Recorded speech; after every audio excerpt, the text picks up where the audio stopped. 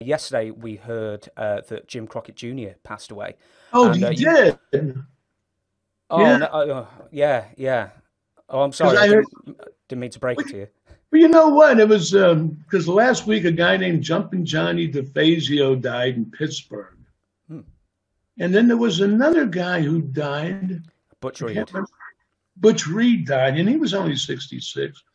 And then there was, I heard Jim Crockett was kind of on his deathbed a couple days ago. So Jim died. Huh? That's too Yeah, he passed away yesterday, I That's believe. too So you had two runs. Did you have two runs in Carolinas? Because I know you went to Georgia Championship Wrestling in the early '80s, but did you have two runs in the Carolinas? One Yeah, early and well, one you at know late what? '80s. It was kind of a deal with me was, I started in the WWF and did the big thing with Bruno in 1980 and was there for maybe close to another year wrestling. When me and Bruno were done, Bruno went back to retirement basically, and I was doing the big shows, wrestling Putski and Pedro Morales. But then it got to the point after a year and a half or so where if you stayed in the same territory, you started to become old news. And all the publicity came out of New York in those days and all the magazines, Pro Wrestling Illustrated and The Wrestler. So at that time, I decided to take a break from the WWE, and the territories were on their way out. And Vince Jr. was the young promoter who saw it coming. The Crockett's were happy with the NWA, their territory on TBS. They were millionaires. Vern Gagne was happy with the AWA, and he got on ESPN, so he was nationwide.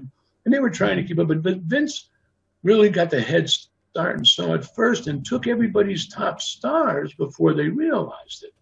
From the AWA, Vince brought in Hogan and Bobby Heenan and Mean Gene and Jesse the Body. And from out west, they brought in the Junkyard Dog. And from the NWA, they brought in Snuka and Piper and Macho.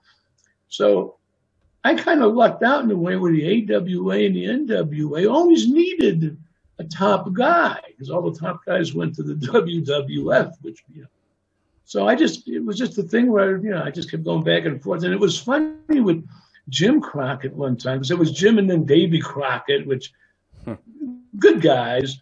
And Davy Crockett, the famous name of old Davy Crockett guy. But it was funny one time because Dusty was doing running the office kind of with the wrestling, but it was running it for the Crockett's. And I did an interview one time in Georgia, and I was wrestling Tommy Rich, and had a feud with Tommy Rich going. And the Crockett's are listening, and I do this interview, and I'm saying, kind of nasty stuff because, I was an a-hole. And I was saying, when I'm done with you, Tommy, they're going to carve a picture of your face on Stone Mountain, Georgia, right next to Robert E. Lee and Thomas Jefferson and all of the great American losers. And it pissed Jim Crockett off. I mean, the interview was so good. I pissed off the promoter because he was a Southern boy.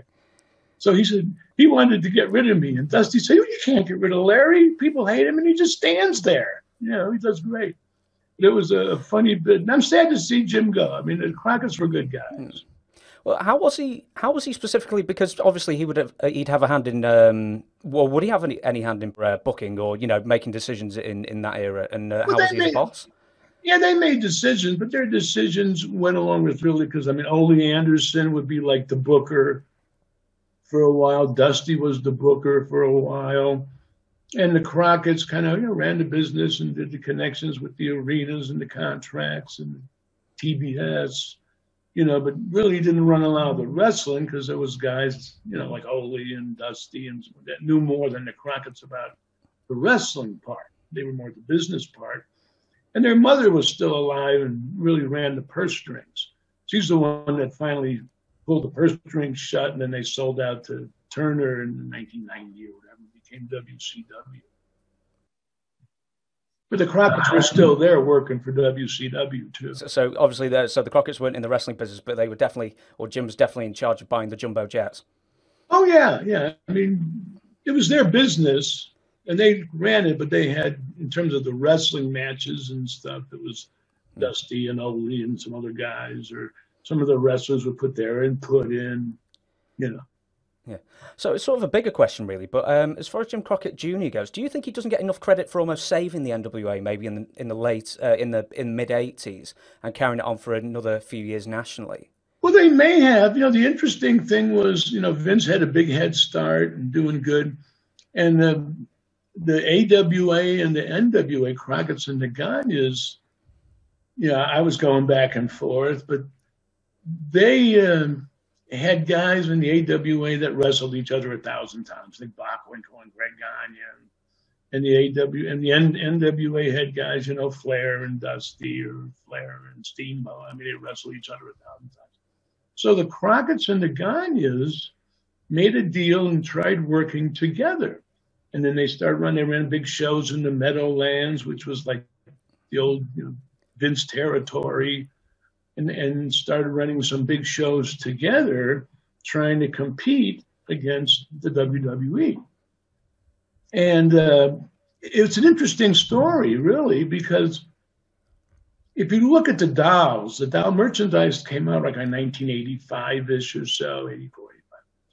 And the AWA had action figures that came out 2 in a box.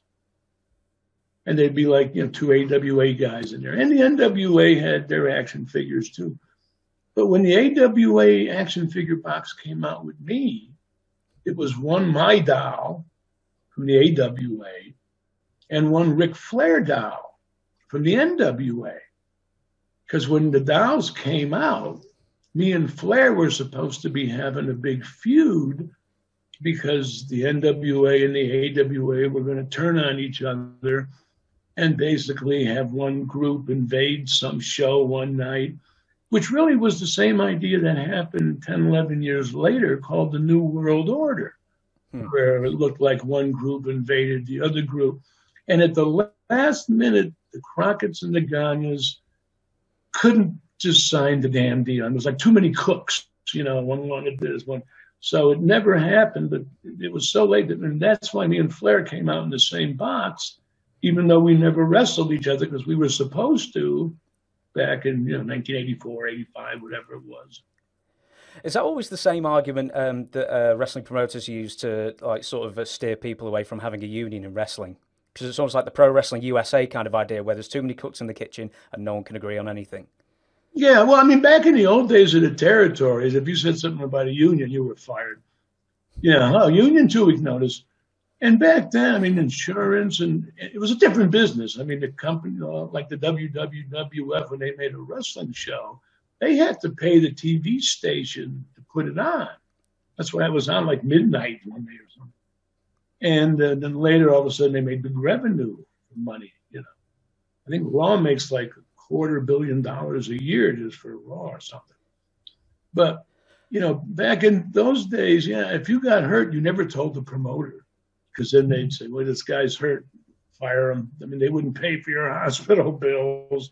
They wouldn't get knee operation, none of that in the old days, but now, things have changed. And in fact, the WWE, just so people know, is really a great company. I mean, it's become a great company. If you get hurt, they'll take care of you no matter how many surgeries you need.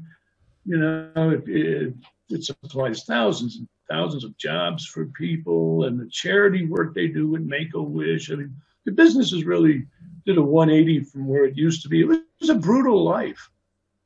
Do you smell what the Rock is cooking? Enough is enough! Booty, poo, candy ass! I had him writhing in pain with my sharpshooter. Rocky! I am not a nugget! Stick him straight up your candy ass! I kicked your leg out of your leg. The Rock has come!